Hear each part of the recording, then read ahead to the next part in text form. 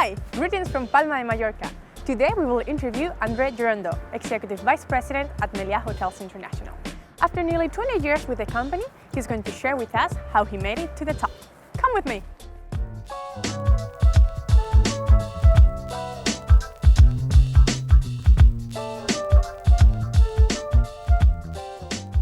Can you tell us a little bit about your story?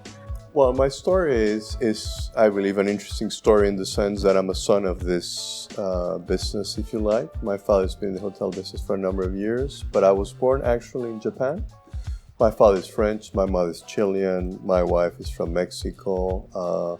So at one point, I really continued this path because I felt this was the only thing I knew.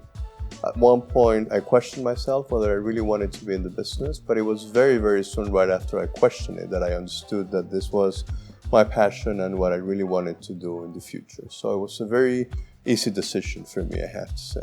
I've been with the company for over 19 years now. Started my career with the company as general manager of one of our properties in the Dominican Republic, takeover and a rebranding. After that, moved as area director for France and Belgium. Then for a number of years as EVP for the Americas, and since 2007, global EVP for hotels. Did you envision reaching such a position when you started? What was your ambition? Well, I think at the time, and in many cases of what I know, it has to do a lot more with getting the feeling of the operation, of understanding the business. So I would really envision at the beginning that I wanted to be a general manager before the age of 30. This was my initial goal. And at the beginning, I always envisioned having the role in different type of hotels. Not necessarily a corporate role, which is what I have now, but that was the beginning of all things happening. Looking back at your career, what do you think made it possible? What are the keys to success? I always believe there is a combination of luck, of being on the right time, the right place on the right time. But most of it, I think, it's the passion with what you do things. I believe in this or in any other career, you really need to strive to do things with passion, with will. I was very lucky, again, to start working at the same time that I'd started studying. And this is something I always believe gave me, not an advantage, but by the time I had finished college, I already understood clearly what it meant to be a part of the operation. Did you have any mentors or role models? I think through time I've had several role models and several mentors. Proud and lucky to say that my father is one of them, and I've always admired what he's done as a professional and as a person as well. But it's true that also someone who used to run the Westin Camino Real operation in Mexico a number of years ago gave me an opportunity to do an executive training program while I was not in college yet, and looked after part of my initial years for a couple of years, and I would always appreciate that.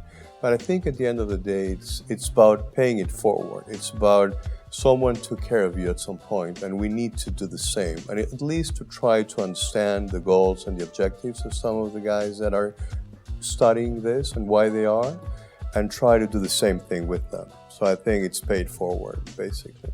Have you ever been tempted to leave hospitality and go into another industry? No, fortunately I haven't. On the contrary, I think that this is a great industry, and I think that it provides plenty of opportunities. And I do believe that it's an industry that it's in consistent and continuous evolution. And I think this is great.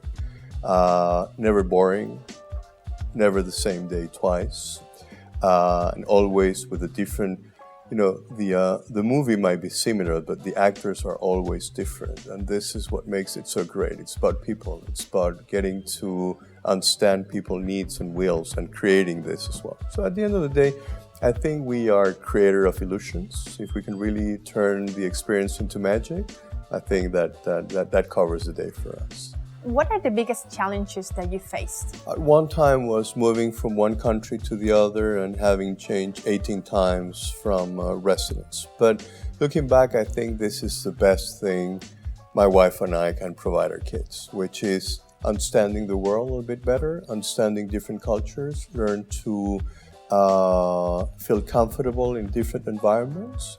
And this is, I think, probably one of the biggest challenges, but at the same time, one of the biggest opportunities we've had as a family. And I think this is very important. Moving from hotel operations to corporate was also very interesting. Multi-property management was also very interesting.